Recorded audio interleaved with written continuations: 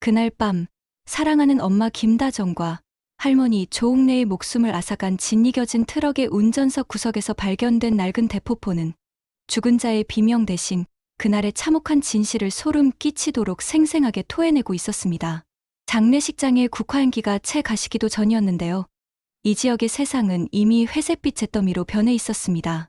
한나란 씨의 둘도 없는 가족을 떠나보낸 지역의 눈동자는 초점을 잃은 지 오래였죠. 사람들은 입을 모아 말했습니다. 운이 없었다. 하필이면 그때 중앙선을 넘은 트럭이 있을 줄 누가 알았겠느냐. 라고요. 경찰 조사 결과도 단순 졸음운전으로 종결되는 분위기였습니다. 가해 트럭 운전자가 현장에서 즉사했으니 공소권 없음으로 사건은 허무하게 마무리되어 가고 있었던 거죠. 하지만 세상에 우연이라는 가면을 쓴 필연만큼 무서운 게 또 있을까요? 이 지역은 도저히 납득할 수가 없었습니다. 사고 현장의 스키드 마크, 그러니까 급브레이크를 밟아서 생긴 타이어 자국이 전혀 없었다는 점, 그리고 고속도로도 아닌 시내에서 그렇게까지 속도를 낸다는 것 자체가 이상해서 계속 마음에 걸렸거든요. 졸음운전이라 해도 충돌 직전에는 본능적으로 브레이크를 밟기 마련인데 그 트럭은 마치 미사일처럼 할머니와 어머니가 단 택시를 향해 꼿꼿하게 돌진했었으니까요. 장례를 치르고 3일째 되던 날 밤, 이 지역은 홀린 듯이 사고 차량이 보관된 폐차장으로 향했습니다.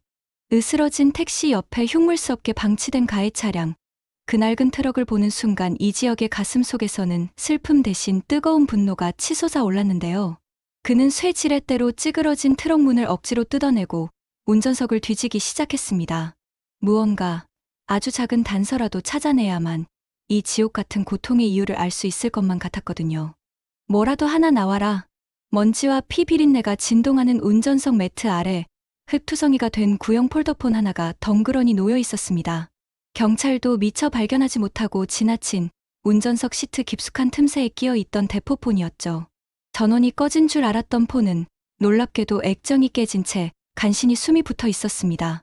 떨리는 손으로 통화 녹음 목록을 확인하던 이 지역의 손가락이 가장 최근, 그러니까 사고 발생 불과 1시간 전에 녹음 파일 위에서 멈췄습니다. 재생 버튼을 누르는 순간 정적을 깨고 거친 숨소리와 함께 남자의 다급한 목소리가 흘러나왔습니다.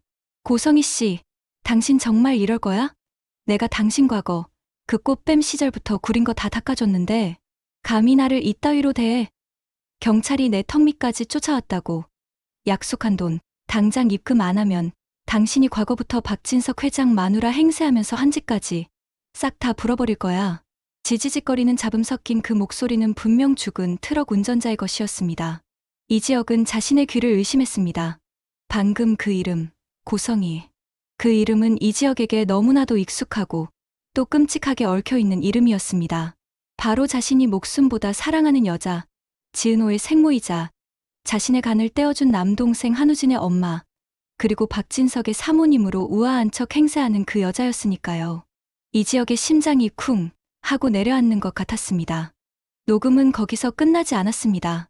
트럭 운전자의 협박에 이어 전화기 너머로 들려오는 상대방의 목소리는 너무나 차분해서 더 소름 끼쳤는데요.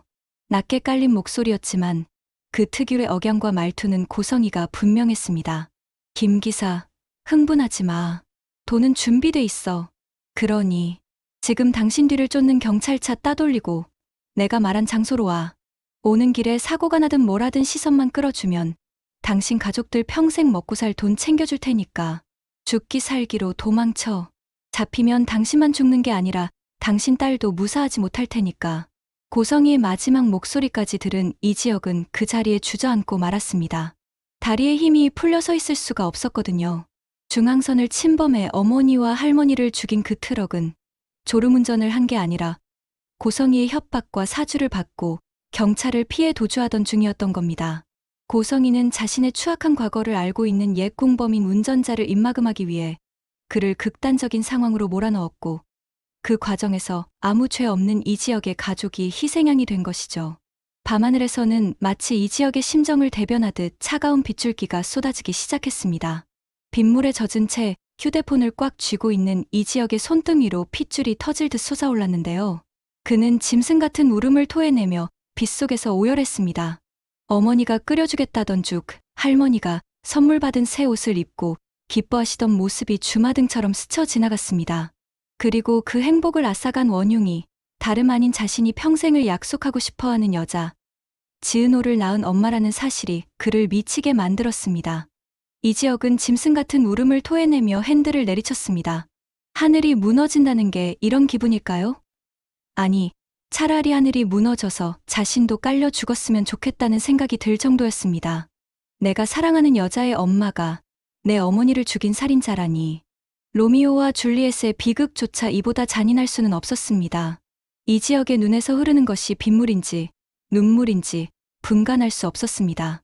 하지만 슬픔은 찰나였고 그 자리를 채운 건 끓어오르는 분노였습니다. 그는 젖은 머리카락을 쓸어 올리며 시동을 걸었습니다. 목적지는 하나, 고성이가 있는 병원이었습니다. 병원 VIP 병동은 밖의 날씨와는 딴판으로 평온하고 쾌적했습니다. 고성이는 아들 한우진이 잠든 모습을 흐뭇하게 바라보며 안락의자에 앉아 다리를 꼬고 있었습니다. 그녀의 손에는 최신형 스마트폰이 들려 있었는데요. 통화 상대는 남편 박진석 회장이었습니다. 목소리 톤을 한껏 높여 세상에서 가장 헌신적이고 자애로운 아내를 연기하고 있었죠. 통화가 끝나자 고성이는 스마트폰을 소파에 휙 던지며 짜증 섞인 혼잣말을 내뱉었습니다. 셋, 지지배가 독해가지고는 간 좀 떼어냈다고 유세는. 어차피 안 볼 건데 뭐하러 신경 써? 고성이에게 지은호는 그저 아들을 살리기 위한 도구, 그 이상도 이하도 아니었습니다. 그녀는 거울을 보며 화장을 고쳤습니다. 아들도 살렸고 이제 박진석의 후계자로 임명될 일만 남았으니 자신의 앞길엔 꽃길만 남았다고 확신하고 있었죠. 자신의 과거를 유일하게 알고 있는 김 기사가 죽어버린 게 찜찜하긴 했지만 죽은 자는 말이 없으니 오히려 잘된 일이라며 스스로를 위로했습니다. 그때 밖에서 웅성거리는 소리가 들렸습니다. 선생님, 지금 면회 시간 끝났습니다. 이러시면 안 됩니다. 간호사들의 만류하는 소리와 함께 쾅 하고 병실 문이 거칠게 열렸습니다. 고성이가 놀라 뒤를 돌아보자 그곳에는 물에 빠진 생쥐꼴을 한 이지혁이 서 있었습니다. 값비싼 정장은 흙탕물과 빗물로 엉망이었고 핏발선 눈동자는 금방이라도 사람을 집어삼킬 듯이 이글거리고 있었는데요. 평소 냉철하고 젠틀하던 AP그룹 대표 이지혁의 모습은 온데간데 없었습니다. 어머, 이게 무슨 행패예요. 남의 병실에 허락도 없이. 고성이는 당황했지만 짐짓 기세등등하게 소리쳤습니다. 그녀는 아직 이지혁이 무엇을 알고 있는지 꿈에도 모르고 있었으니까요.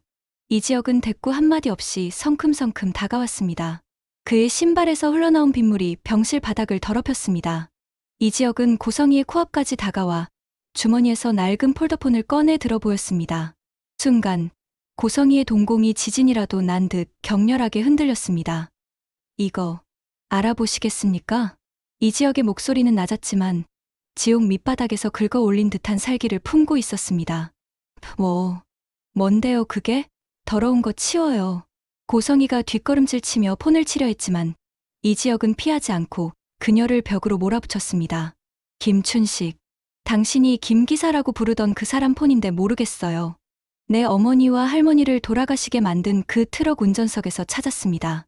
고성이의 얼굴이 백지장처럼 하얗게 질렸습니다. 입술이 파르르 떨려왔습니다. 그걸 왜 나한테 가져와?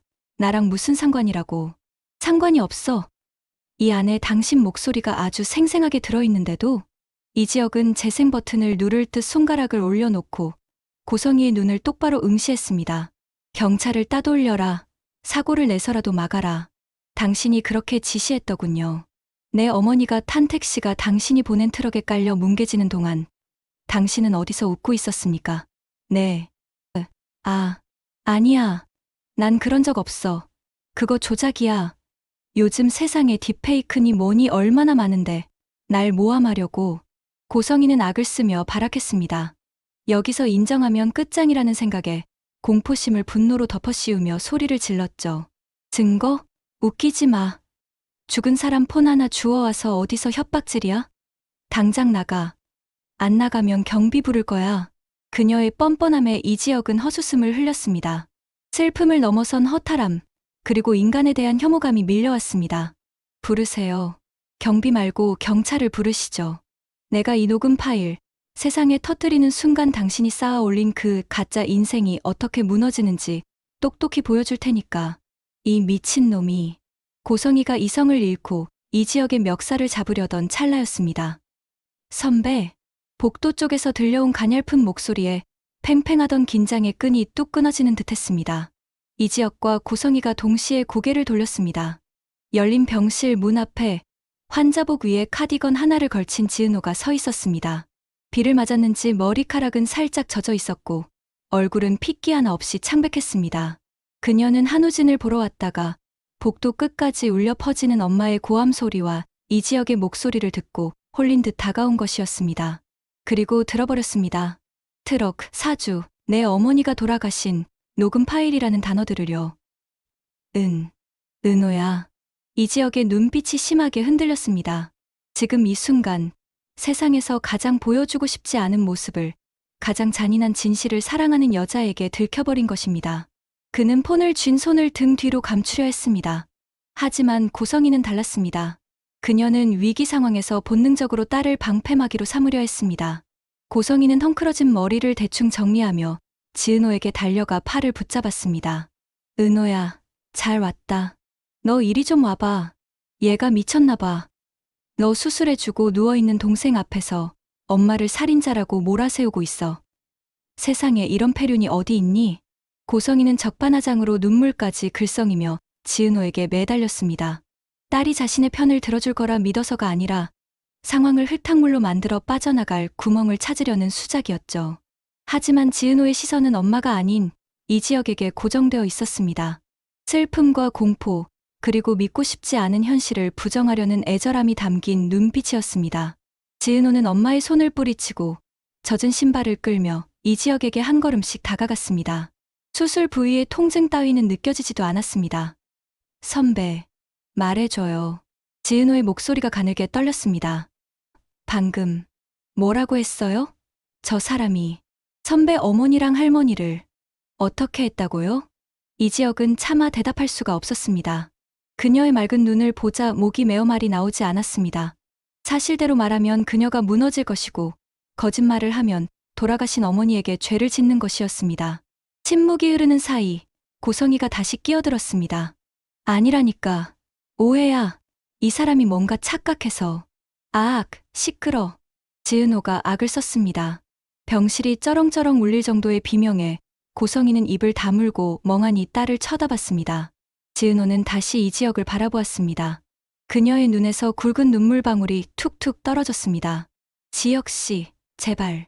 아니라고 해줘요. 우리 엄마가 아무리 나쁜 사람이어도 살인자는 아니라고. 선배 가족을 해친 건 아니라고. 제발. 애원하는 지은호 앞에서 이지혁은 결국 고개를 떨구었습니다. 그리고 피 묻은 폴더폰을 천천히 지은호의 손에 쥐어주었습니다. 그것은 세상에서 가장 잔인한 대답이었습니다. 미안해. 은호야, 이게 진실이야. 지은호의 손이 폰을 받아들며 와들와들 떨렸습니다. 폰에 묻은 핏자국이 그녀의 손바닥으로 옮겨갔습니다. 그것은 마치 씻을 수 없는 원죄처럼 보였습니다. 지은호는 떨리는 손으로 통화 녹음 버튼을 눌렀습니다. 하지만 내용을 다 듣기도 전에 다리에 힘이 풀려 그 자리에 주저앉고 말았습니다. 바닥을 치며 오열하는 딸과 그 모습을 참아 보지 못하고 고개를 돌린 채 눈물 흘리는 남자, 그리고 그 틈을 타 불안한 눈빛으로 눈치를 살피는 고성이. 병실 밖 창문에서는 천둥 소리가 콰르릉 하고 울려 퍼지며 세 사람의 비극적인 운명을 조롱하듯 번개가 번쩍였습니다. 사랑해서는 안 될 두 사람, 원수가 되어버린 가족. 이 끔찍한 운명의 수레바퀴는 이제 막 굴러가기 시작했습니다. 다음 날, 이지혁이 빗속을 뚫고 인천의 팩컨테이너 야적장으로 향하게 된 건 조금 전 걸려온 기이한 전화 한 통 때문이었습니다. 사고 차량에서 발견한 대포폰. 그 안에 저장된 고성이의 목소리를 듣고 절규하던 이지혁의 손에서 죽은 줄 알았던 그 폰이 울렸던 겁니다. 발신자 표시 제한. 떨리는 손으로 통화 버튼을 누르자 수화기 너머에서는 귀신이 곡할 노릇 같은 목소리가 들려왔었죠. 제 폰 찾으셨군요. 그거 경찰한테 넘기지 말고 지금 당장 제가 말하는 곳으로 오십시오. 당신 어머니 죽게 만든 진짜 범인 잡고 싶으면 혼자 오셔야 합니다. 그 목소리는 분명 경찰이 신원을 확인했다던 사망자 김춘식의 목소리였습니다. 이지혁은 혼란스러웠지만 선택의 여지가 없었습니다. 함정일지도 모른다는 생각보다 진실을 알고 싶은 욕망이 더 컸으니까요. 도착한 야적장은 칠흑 같은 어둠에 잠겨 있었습니다. 쏟아지는 폭우가 컨테이너 지붕을 때리는 소리가 굉음처럼 울리는 가운데 이지혁은 전조등 불빛에 의지해 차에서 내렸습니다. 그러자 녹슨 컨테이너 뒤 그림자 속에서 한 사내가 모습을 드러냈습니다. 모자를 푹 눌러쓰고 마스크로 얼굴을 가렸지만 굽은 등과 불안에 떠는 눈빛. 그는 이지혁이 과거 고성이의 뒤를 캐면서 사진으로만 봤던 그 남자, 진짜 김 기사가 맞았습니다. 이지혁은 믿을 수 없다는 듯 그를 노려보며 다가갔습니다. 김춘식 씨, 당신 분명 죽었다고 했는데 시신 확인까지 끝났는데 어떻게 살아있는 겁니까? 그러자 김 기사는 마스크를 턱 밑으로 내리며 비굴하게 몸을 움츠렸는데요. 그의 입에서 나온 말은 기가 막힌 반전이었습니다. 죽은 건 제가 아닙니다. 제 사촌 동생입니다. 뭐라고? 고성이 그 여자가 느낌이 쎄했거든요. 저한테 경찰이 붙었다고 당장 트럭 몰고 튀라고 하는데 목소리가 소름 끼치더라고요. 제가 그 여자 뒤를 봐준 게 몇 년인데 딱 감이 왔죠. 아, 이건 꼬리 자르기다. 내가 운전대 잡으면 사고로 위장해서 날 죽이겠구나. 그래서 돈이 급했던 사촌 동생 놈한테 운전대 넘기고 저는 뒤따라가고 있었습니다. 김 기사는 침을 꼴깍 삼키며 변명을 이어갔습니다. 비겁하고 치졸한 생존 방식이었죠. 근데 진짜로 사고가 났습니다. 제가 죽을 자리에서 동생 놈이 죽은 거죠. 이지혁은 주먹이 부들부들 떨렸습니다. 자기 목숨 하나 건지겠다고 동생을 사지로 내몰고 그 과정에서 억울한 내 가족까지 희생시켰다는 사실에 피가 거꾸로 솟는 것 같았습니다. 이지혁은 순식간에 김 기사의 멱살을 잡고 컨테이너 벽으로 밀어붙였습니다. 이 쓰레기 같은 새끼, 내가 살려고 내 어머니랑 할머니를 죽게 내버려둬. 그래 놓고 뻔뻔하게 살아있어. 자, 잘못했습니다. 하지만 저도 살려면 어쩔 수 없었어요. 김 기사는 발버둥 치며 품 안에서 꼬깃꼬깃한 서류 봉투 하나를 꺼내 이지혁의 가슴팍으로 밀어 넣었습니다. 이거 받으세요. 고성이가 저한테 시킨 짓들, 그 여자가 그동안 박진석 회장 몰래 빼돌린 돈, 과거 세탁한 내역까지 다 적어놓은 비망록입니다. 그리고 여기 USB에 통화녹음 원본도 다 들어있고요. 이지혁은 거친 숨을 몰아쉬며 봉투를 낚아채듯 받아들었습니다. 하지만 분노는 가라앉지 않았습니다. 사고는 왜 났어? 왜 중앙선을 넘어서 우리 차를 들이받았냐고. 이지혁의 고함에 김 기사는 바닥에 무릎을 꿇고 빗물에 머리를 박으며 애원했습니다. 일부러 그런 게 아닙니다. 정말입니다. 고성이가 전화를 해서 미친 듯이 소리를 질렀습니다. 경찰차가 따라붙었으니까 무조건 따돌리라고. 잡히면 너도 죽고 나도 죽는다고. 빨리 달리라고 닥달을 하는 바람에 김 기사는 그날의 기억을 떠올리며 몸서리쳤습니다. 동생 놈은 운전도 서툰데 뒤에서 경찰 사이렌 소리는 들리지. 전화기로 고성이는 악을 쓰지. 당황해서 속도를 높이다가 빗길에 미끄러진 겁니다. 핸들을 꺾었는데 하필이면 반대편에서 오던 택시랑 하필이면 이지혁의 눈에서 뜨거운 눈물이 빗물과 섞여 흘러내렸습니다. 너희들이 경찰 따돌리겠다고 그따위 이유로 과속을 하다가 내 가족을 죽였다고? 이지혁은 허탈함과 분노에 휩싸여 하늘을 올려다보았습니다. 고성이의 탐욕과 김 기사의 비겁함, 그리고 그들의 도주극이 만들어낸 참사. 그것은 단순한 교통사고가 아니라 명백한 미필적 고의에 의한 살인이었습니다. 김 기사는 이지혁의 바짓가랑이를 붙잡고 빌었습니다. 제발 살려주세요. 저 지금 경찰서 가면 고성이가 사람 써서 감방에서라도 저 죽일 겁니다. 그 여자는 악마예요. 제가 증인이 돼드릴 테니까 제발 목숨만 부지하게 해주세요. 이지혁은 차가운 눈으로 발치에 있는 김 기사를 내려다보았습니다. 당장이라도 밟아버리고 싶었지만 고성이라는 더 거대한 악을 무너뜨리기 위해선 이 살아있는 증거가 반드시 필요했습니다. 이지혁은 감정을 억누르며 지옥에서 온 사자처럼 낮게 으르렁거렸습니다. 잘 들어. 당신은 이제부터 죽은 거야. 내 허락 없이 세상 밖으로 고개 내밀면 그땐 고성이 손이 아니라 내 손에 죽는다. 네, 명심하겠습니다. 감사합니다, 대표님. 그리고 법정에서 똑똑히 증언해. 고성이가 시켜서 도주하다가 사고가 났다고. 토씨 하나라도 틀리면 각오해. 이지혁은 김 기사를 자신의 차 트렁크에 짐짝처럼 구겨 넣으려다 뒷좌석에 처박았습니다. 이제 이 더러운 증인을 안전가옥에 숨겨두고 가장 결정적인 순간에 터뜨릴 준비를 해야 했습니다. 차에 올라타 시동을 거는 이지혁의 눈빛은 이전과는 완전히 달라져 있었습니다. 슬픔은 굳어져 도끼가 되었고 사랑을 믿던 로맨티스트는 이제 복수기가 되었습니다. 고성이, 기다려. 내가 도망치려다 낸 그 사고가 결국 너를 들이받는 트럭이 될 테니까. 와이퍼가 거세게 빗물을 닦아내듯 이지혁은 마음속의 망설임을 지워버리고 어둠 속으로 차를 몰았습니다. 이지혁은 김 기사를 안전한 은신처로 보내고 차 안에서 USB 내용을 확인했습니다. 거기엔 상상 그 이상의 내용이 담겨 있었는데요. 단순한 교통사고 사주뿐만 아니라 고성이가 과거 박진석 회장의 전처를 모함해서 이혼하게 만들었던 정황, 그리고 박진석의 재산을 빼돌리려 페이퍼 컴퍼니를 만든 내역까지 들어있었습니다. 고성이, 당신은 괴물이야. 이지혁의 주먹이 핸들을 내리쳤습니다. 이제 무기는 준비되었습니다. 남은 건 사냥을 시작하는 것뿐이었죠. 하늘이 뚫린 듯 쏟아지는 폭우가 도시의 소음을 집어삼키고 있던 밤이었습니다. 그 비는 마치 억울하게 죽은 영혼들의 눈물처럼 차갑고도 거세게 아스팔트를 때리고 있었는데요. 병원 로비의 자동문이 열리고 비틀거리는 걸음으로 빗속으로 걸어 나오는 한 여자가 있었습니다. 바로 지은호였습니다.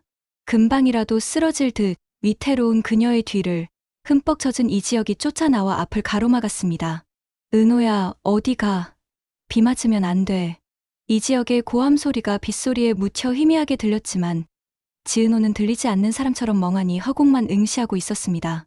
그녀의 손에는 이지혁이 쥐어주었던 피 묻은 폴더폰이 아직도 들려 있었죠. 그 차가운 기계 덩어리가 마치 뜨거운 인두처럼 그녀의 손바닥을 지지고 있는 것만 같았습니다. 비키세요. 저 갈래요. 가야 돼요.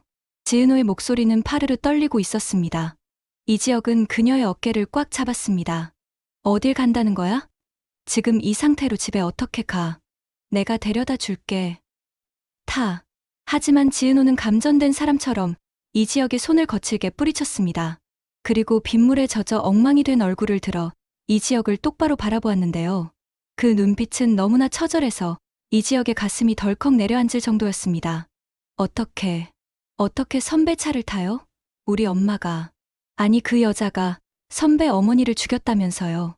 그런데 내가 어떻게 뻔뻔하게 선배 옆에 있어요? 은호 씨 죄가 아니야. 그건 그 여자가 벌인 짓이고. 내 죄예요. 지은호가 악을 쓰며 주저앉았습니다. 내가 그 여자 딸이잖아요. 내 몸에 그 더러운 피가 흐르잖아요. 차라리 수술하다가 죽어버릴 걸 그랬어. 그랬으면 이런 꼴 안 봤을 텐데. 바닥을 치며 오열하는 지은호를 보며 이지혁은 아무 말도 할 수가 없었습니다. 안아주고 싶었지만 안아주는 것조차 그녀에게는 고문이 될 수 있다는 걸 알았으니까요. 사랑하는 여자의 어머니가 내 가족을 죽인 원수라는 이 잔혹한 운명의 굴레 앞에서 두 남녀는 빗속에 서서 하염없이 서로를 밀어내며 울어야만 했습니다. 결국 지은호는 택시를 잡아타고 도망치듯 사라졌습니다. 멀어지는 택시의 미등을 바라보며 이지혁은 입술을 깨물어 피를 냈습니다. 슬픔은 이제 끝났습니다. 남은 건 오직 이 모든 비극을 설계한 고성이를 향한 서늘한 복수심뿐이었습니다. 한편 그 시각 병원 VIP 병동 1205호. 밖의 소란과는 전혀 다른 세상인 양 고요하고 아늑한 병실 안에서는 고성이가 잠든 아들 한우진의 머리카락을 쓰다듬고 있었습니다. 우진아, 엄마가 너 살렸다. 이제 다 끝났어. 고성이는 아들의 혈색이 돌아온 것을 확인하고 안도의 한숨을 내쉬었습니다. 하지만 그 평온함도 잠시 핸드백 속에서 벨소리가 울렸습니다. 발신자는 회장님, 바로 남편 박진석이었습니다. 고성이는 순식간에 목소리 톤을 바꾸고 얼굴에 자애로운 미소를 띠며 전화를 받았습니다. 네, 여보. 아직 안 주무셨어요? 전화기 너머 박진석의 목소리는 다정했습니다. 당신이 없는데 어떻게 잠이 오나? 우진이는 좀 어때? 미국 날씨는 춥지 않나? 보스턴에 눈이 많이 왔다던데. 자, 여기서부터 고성이의 아슬아슬한 줄타기가 시작됩니다. 박진석은 한우진이 지금 서울 한복판 병원에 누워있는 줄은 꿈에도 모르고 미국에서 유학 중인 줄 알고 있었으니까요. 고성이는 창밖의 서울 야경을 바라보며 천연덕스럽게 거짓말을 늘어놓았습니다. 아유, 걱정 마세요. 우진이 녀석, 방학이라 친구들이랑 스키장 놀러 갔다가 감기 몸살이 좀 심하게 걸려서 연락이 안 됐던 거래요. 제가 영상 통화해봤는데 많이 좋아졌더라고요. 당신이 보내준 용돈으로 맛있는 거 사 먹었다고, 아빠한테 감사하다고 전해달래요. 다행이구먼. 공부하느라 고생이 많지. 당신도 아들 걱정 너무 하지 말고 어서 들어와. 빈자리가 크네. 네, 여보. 저도 곧 갈게요. 사랑해요. 전화를 끄는 고성이의 표정은 순식간에 차갑게 굳어버렸습니다. 사랑은 무슨, 늙은이가 눈치는 없어서. 그녀는 박진석을 사랑해서 결혼한 게 아니었습니다. 오직 그의 재산, 그리고 자신의 과거를 덮어줄 회장 사모님이라는 타이틀이 필요했을 뿐이죠. 하지만 방금 전 복도에서 마주친 이지혁의 눈빛이 자꾸만 마음에 걸렸습니다. 트럭 운전사 폰을 가지고 있다니. 김춘식, 그 멍청한 인간. 죽으려면 곱게 죽지 폰은 왜 흘리고 다녀서. 고성이는 손톱을 물어뜯으며 생각에 잠겼습니다. 이지혁이 가진 녹음 파일이 터지면 박진석과의 결혼 생활은 물론이고 자신의 인생 자체가 끝장날 게 뻔했습니다. 하지만 그녀는 잡초보다 질긴 생명력을 가진 여자였습니다. 아니야. 이지혁 그놈은 지금 증거가 없어. 폰 하나 주었다고 경찰이 움직일 리 없어. 녹음 파일. 조작이라고 우기면 그만이야. 중요한 건 박진석이 이걸 믿지 않게 만드는 거야. 고성이는 즉시 다음 계획을 짰습니다. 이지혁을 정신 이상자 내지는 스토커로 몰아가서 사회적으로 매장시키는 것. 그리고 박진석의 의심을 원천 봉쇄하기 위해 더욱 완벽한 현모양처 연기를 하는 것. 그녀는 병실을 나서며 잠든 아들에게 속삭였습니다. 우진아, 조금만 더 고생하자. 너 퇴원하고 미국으로 진짜 보내줄게. 그때까진 죽은 듯이 있어야 해. 지은호가 도착한 곳은 집이었습니다. 초인종을 누르자마자 누구세요? 하는 익숙하고 따뜻한 목소리가 들려왔습니다. 엄마, 나야, 은호. 문이 열리고 정순이가 나타났습니다. 딸의 몰골을 본 정순이는 기겁하며 맨발로 뛰쳐나왔습니다. 세상에, 은호야, 너 꼴이 이게 뭐니? 잠깐 병원 다녀온다면서 비는 왜 이렇게 맞았어? 그 잘난 친엄마란 여자는 너 데려다 주지도 않든. 정순이의 걱정 어린 타박에 지은호는 참았던 눈물을 터뜨리며 양엄마의 품에 안겼습니다. 낳아준 엄마는 내 간을 빼앗고 나 몰라라 하는데 피 한 방울 안 섞인 양엄마는 비 맞은 나를 보며 가슴을 치고 우는 현실. 이 아이러니가 지은호를 더욱 비참하게 만들었습니다. 엄마, 미안해. 나 엄마 말 들을 걸 그랬어. 그 여자 만나지 말걸. 아이고, 내 새끼. 말해 뭐해. 들어와. 얼른 따뜻한 물에 씻자. 엄마가 꿀물 타줄게. 방에 들어와 마른 옷으로 갈아입은 지은호는 거울 속에 자신을 바라보았습니다. 배에 선명하게 남은 수술 자국. 이제 그 상처는 가족을 살렸다는 훈장이 아니라 살인자의 생명을 연장해 준 공범의 낙인처럼 느껴졌습니다. 지은호는 정순이에게는 차마 고성이가 살인 교사범이라는 사실을 말할 수 없었습니다. 알게 되면 이 착한 양엄마가 충격으로 쓰러지거나 고성이를 찾아가 싸우다가 봉변을 당할지도 모르니까요. 이건 나 혼자 해결해야 해. 지은호는 이지혁이 쥐어준 폴더폰을 서랍 깊숙한 곳, 자신의 일기장 사이에 숨겼습니다. 고성이, 당신은 엄마가 아니야. 당신은 내 인생을 망치고 내가 사랑하는 사람의 인생까지 망친 악마야. 내가 당신 가면을 벗겨줄게. 박진석 회장이 당신 실체를 알게 만들 거야. 하지만 지은호와 박진석은 일면식도 없는 사이. 접근할 방법이 막막했습니다. 그때 지은호의 머릿속에 스쳐 지나가는 이름이 하나 있었습니다. 드라마나 뉴스에서 얼핏 봤던 박진석 회장의 외동딸, 박영라. 소문에 의하면 박영라는 새엄마 고성이와 사이가 극도로 나쁘다고 했습니다. 적에 적은 동지라고 했던가요? 지은호는 휴대폰을 들어 인터넷에 박영라를 검색하기 시작했습니다. 다음 날 아침, 비는 그쳤지만 이 지역의 전쟁은 이제 시작이었습니다. 그는 밤새 한숨도 자지 않고 김 기사가 준 USB의 내용을 분석했습니다. 그 안에는 고성이가 박진석 몰래 빼돌린 자금 내역과 김 기사에게 송금한 청부 비용 내역이 엑셀 파일로 정리되어 있었는데요. 이것만으로는 부족해. 박진석은 의심이 많은 사람이야. 서류 조작이라고 할 수도 있어. 더 확실한 한 방이 필요해. 이 지역은 양복을 갖춰 입고 회사로 출근하지 않았습니다. 이 지역은 차마 배를 누르지 못하고 낡은 빌라 현관 앞에 서성이고 있었습니다. 빗속에서 자신을 밀어내며 내 죄예요라고 울부짖던 지은호의 모습이 가시처럼 가슴에 박혀 있었거든요. 하지만 고성이를 멈추게 하려면 은호를 위해서라도 이 잔인한 부탁을 해야만 했습니다. 그때 현관문이 열리고 헬쑥해진 얼굴의 지은호가 쓰레기 봉투를 들고 나왔습니다. 수척해진 모습에 이 지역의 가슴이 쿵 내려앉았습니다. 두 사람의 시선이 허공에서 얽혔습니다. 지은호는 이 지역을 보자마자 당황하며 고개를 돌려 다시 들어가려 했습니다. 은호 씨, 잠깐만요. 이 지역이 다급하게 문을 막아섰습니다. 가세요. 제발 좀 가요. 나 지역 씨 얼굴 볼 면목 없다고 했잖아요. 부탁이 있어서 왔어. 나를 위해서가 아냐. 박진석 회장님. 그분이 위험해.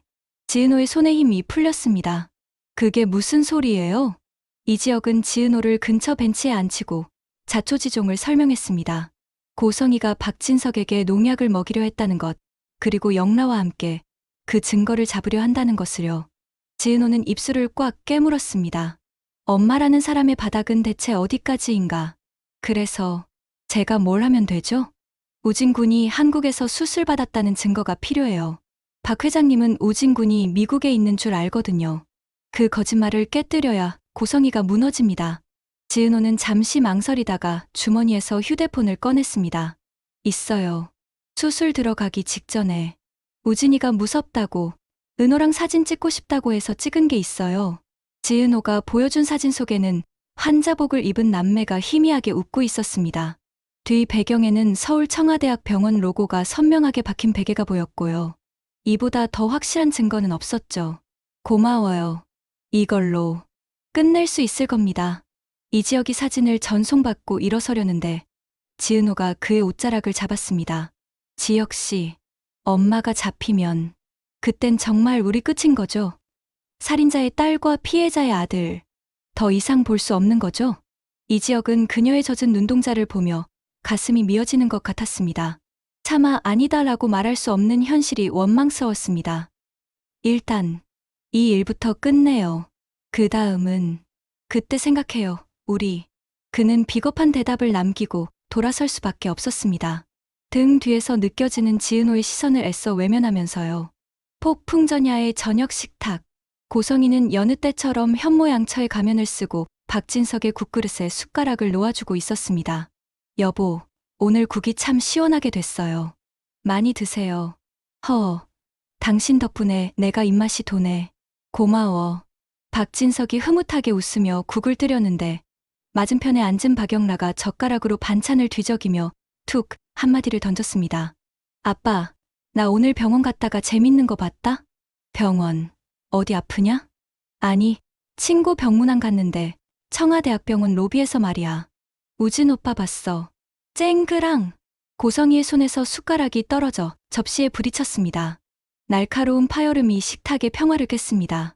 고성이는 사색이 되어 영라를 쳐다보았습니다. 우진이를? 박진석도 놀란 눈으로 영라를 보았습니다. 그게 무슨 소리냐? 우진이 지금 보스턴에 있는데.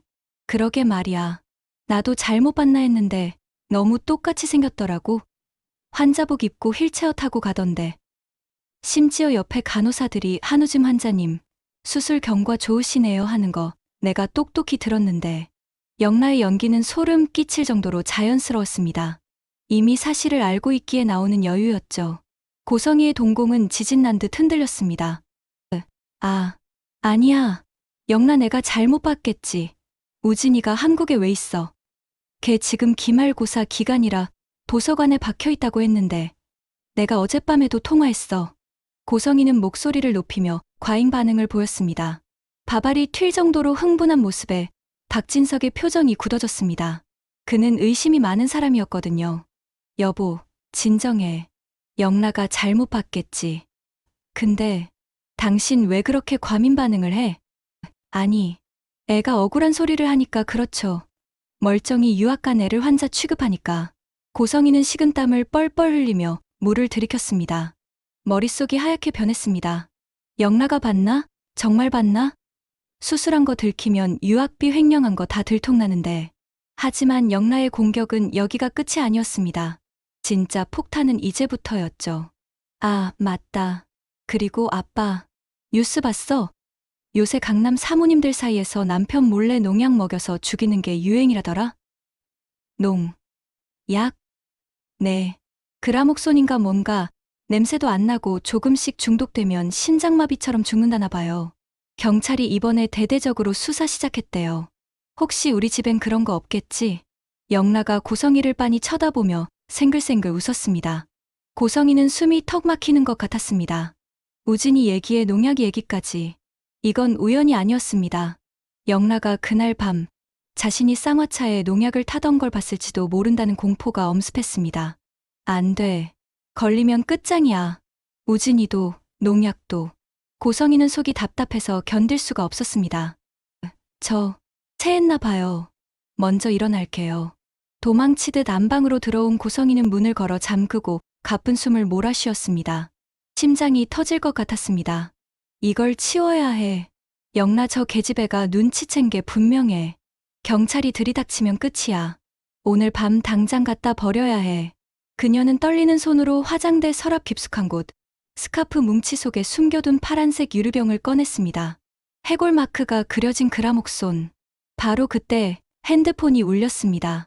발신자 표시 제한. 여보세요? 나야, 김춘식. 죽은 줄 알았던, 아니 이지혁에게 잡혀갔다던 트럭 운전사의 목소리였습니다. 물론 이것은 이지혁이 변조된 목소리로 타이밍 맞춰 건 전화였습니다. 너 살아있었어? 고성희 씨, 나 혼자 죽을 순 없지. 경찰이 냄새 맡고 당신 집 근처까지 갔어. 농약병, 아직도 가지고 있지. 그거 들키면 당신 살인 미수 추가야. 지금 당장 그거 들고 나와. 내가 처리해 줄 테니까. 전화는 끊어졌습니다. 고성희는 공포에 질려 주저앉았습니다. 사방이 적이었습니다. 영라도, 경찰도, 김춘식도. 버려야 해. 지금 당장. 고성희는 농약병을 핸드백에 쑤셔 넣었습니다. 그리고 겉옷을 대충 걸치고 도둑고양이처럼 살금살금 방문을 열었습니다. 거실은 불이 꺼져 있었고 정막만이 흐르고 있었습니다. 다들 자나 보다. 그녀는 숨죽여 현관으로 향했습니다. 구두 굽소리가 날까봐 신발을 손에 들고 맨발로 현관문을 나서는 순간 번쩍 정원의 조명이 대낮처럼 밝혀지며 어둠 속에 숨어있던 사람들이 모습을 드러냈습니다. 어디 가십니까, 사모님. 대문 앞을 막아선 건 이지혁이었습니다. 2층 테라스에서는 박영라가 팔짱을 끼고 내려다보고 있었죠. 이 밤중에 손에 든 그건 뭡니까?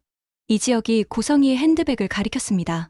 고성희는 사색이 되어 뒷걸음질 쳤지만 뒤에는 어느새 거실 불을 켜고 나온 박진석 회장이 서 있었습니다. 그의 손에는 지은호가 보내준 한우진이 병원복을 입고 찍은 사진이 출력되어 들려 있었습니다. 여보? 당신 지금 거기서 뭐 하는 거야? 박진석의 목소리는 분노로 떨리고 있었습니다. 우진이 미국에 있다며? 근데 이 사진은 뭐야? 한국 병원에 있는 거 맞잖아. 박진석이 사진을 고성희의 얼굴에 던졌습니다. 종이가 팔랑거리며 바닥에 떨어졌습니다. 그게 아니라 여보. 그리고 그 가방, 영라 말이 맞았어? 정말 농약이라도 숨긴 거야? 이리네. 오지 마. 오지 말라고. 고성희는 비명을 지르며 발악했습니다. 박진석이 억지로 가방을 뺏으려 실랑이를 벌이던 중 가방이 뒤집히며 내용물이 와르르 쏟아졌습니다. 차키, 립스틱, 지갑, 그리고 쨍그랑 소리를 내며 굴러가는 파란색 유리병. 정적, 숨막히는 정적이 정원을 감쌌습니다. 박진석은 믿을 수 없다는 듯 떨리는 손으로 그 병을 집어들었습니다. 이거 농약 아니야. 이걸 왜 당신이 가지고 있어? 고성희는 꿀먹은 벙어리가 되어 입만 뻐끔거렸습니다. 그때 이지혁이 다가와 결정타를 날렸습니다. 회장님, 그 농약 며칠 전 회장님이 드시던 쌍화차에 들어있던 겁니다. 그리고 제 어머니와 할머니를 죽게 만든 교통사고, 저 여자가 사주한 겁니다. 뭐라고? 박진석의 눈이 배신감으로 붉게 충혈되었습니다.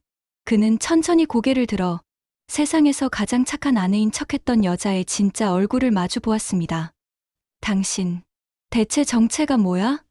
내 돈 노리고 들어온 살인마였어? 드디어 고성희의 화려한 가면이 산산조각 났습니다. 그녀는 털썩 주저앉으며 끝까지 놓지 않으려 했던 탐욕의 끝을 보았습니다. 사이렌 소리가 요란하게 울려 퍼지고 경찰들이 들이닥쳤습니다. 박진석 회장의 신고를 받고 출동한 경찰들은 바닥에 널브러진 농약병과 고성희를 에워쌌습니다. 고성희 씨, 살인 미수 및 살인 교사 혐의로 긴급 체포합니다. 수갑이 채워지는 순간 고성희는 반쯤 실성한 사람처럼 웃음을 터뜨리다 비명을 질렀습니다. 이건 모함이야. 난 아니야. 여보, 회장님, 나 좀 살려줘. 내가 당신을 얼마나 사랑했는데. 박진석은 고개를 돌려 외면했습니다. 그의 눈에는 배신감과 후회의 눈물이 고여 있었습니다. 고성희가 경찰차에 태워지는 순간 그녀는 이지혁을 노려보며 악을 썼습니다. 이지혁, 내 놈이 내 인생을 망쳤어. 죽여버릴 거야. 이지혁은 차가운 눈으로 그녀를 내려다보며 나지막이 말했습니다. 당신 인생을 망친 건 내가 아니야. 당신의 그 끝없는 탐욕이지.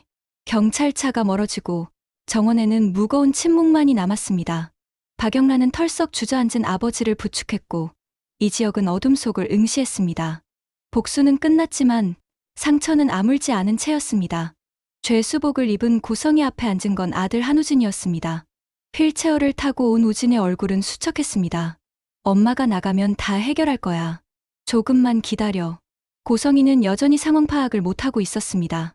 한우진은 눈물을 흘리며 고개를 저었습니다. 엄마, 제발 그만해.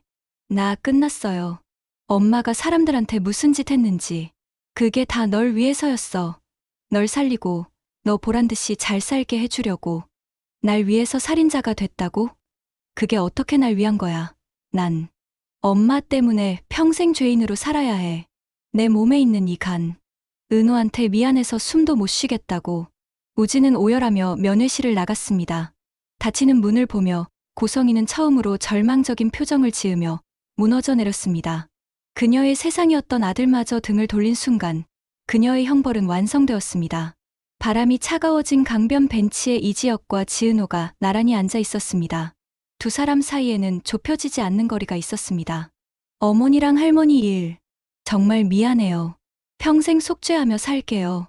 지은호가 고개를 숙인 채 말했습니다.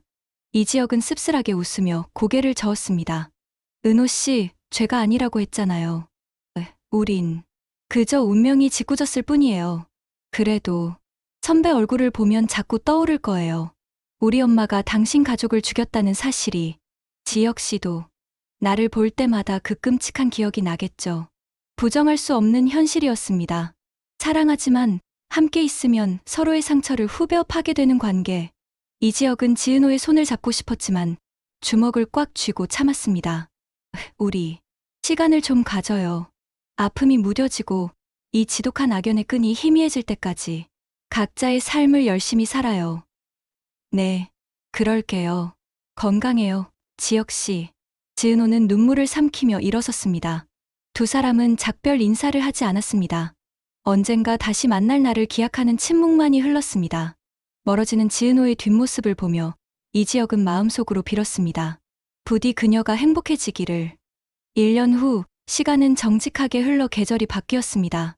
박진석 회장은 경영 일선에서 물러나 재단을 통해 봉사하며 살고 있었고 박성재는 아버지의 뒤를 이어 회사를 야무지게 이끌어가고 있었습니다. 한우진은 건강을 회복하고 지방의 작은 병원에서 의료 봉사를 하며 조용히 속죄의 삶을 살고 있었습니다. 가끔 지은호에게 편지를 보내 안부를 전하곤 했죠. 그리고 지은호. 그녀는 작은 카페를 열었습니다. 꽃을 다듬으며 그녀의 얼굴에는 잃어버렸던 미소가 조금씩 번지고 있었습니다. 딸랑. 가게 문이 열리는 소리에 지은호가 고개를 들었습니다. 어서 오세. 요. 말끝이 흐려졌습니다. 문 앞에 서 있는 남자, 이지혁이었습니다. 1년 전보다 훨씬 편안해진 얼굴, 따뜻한 눈빛. 그의 손에는 프리지어 꽃다발이 들려 있었습니다. 꽃이 예쁘네요. 주인 닮아서. 이지혁이 쑥스러운 듯 웃으며 말했습니다. 지은호의 눈시울이 붉어졌지만 이번엔 슬픔의 눈물이 아니었습니다. 잘 지냈어요? 보고 싶어서 죽는 줄 알았습니다. 두 사람은 마주 보며 환하게 웃었습니다. 폭풍우가 지나간 자리에 비로소 따스한 햇살이 비치고 있었습니다. 비극적인 운명도 잔혹한 악연도 결국 사랑을 이기지는 못했습니다. 누구에게나 인생의 가장 빛나는 순간, 화려한 날들은 과거가 아니라 시련을 이겨내고 다시 시작하는 바로 지금 이 순간임을 보여주며 카메라는 두 사람의 맞잡은 손을 비추고 멀어집니다. 시청해주셔서 감사합니다.